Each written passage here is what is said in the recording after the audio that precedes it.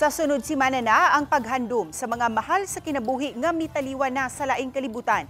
Diin usa sa mga tradisyon ang paghalad og buwak sa ilang lubnganan.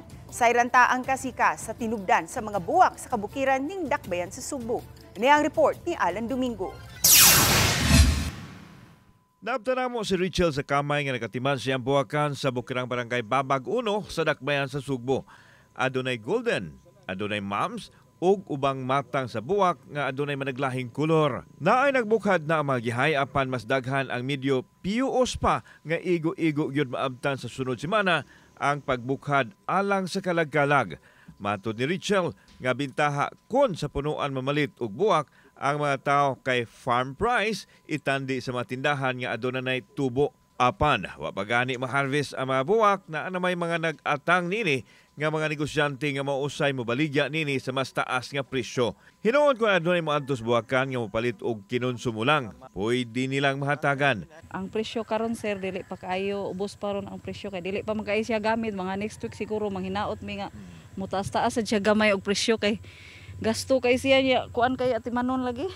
Sa pagkakaroon, normal pa ang presyo nga mokapin lang sa usa ka 14 pesos ang bangan sa mga buwak apan mosaka na kini sa mga adlaw nga taas ang demand.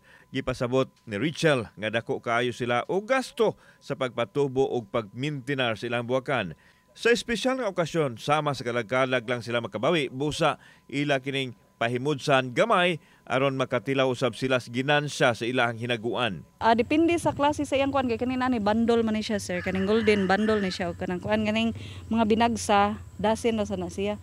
Kining bundle nga golden sa last year mo abot ni siya 300, 350 ana. 250 di magparehas. Mayon tagkaron parehas sa gihapon. Usa lang ni sa mga buwakan diri sa Mountain Barangay sa Barangay Babag 1, Dakbayan sa Sugbo. Kini ato nakita nga mga buwak karon sa tuang palibot ready for harvest na ni alang sa pagtimaan nato sa kalagkalag. Gipanglantawan nga dunay paglihok sa presyo sa mga buwak sa sunod semana ilabi na sa adlaw gyud sa kalagkalag. Kauban si Clover Lumayag, ako si Alan Domingo. Balitag Bisdak.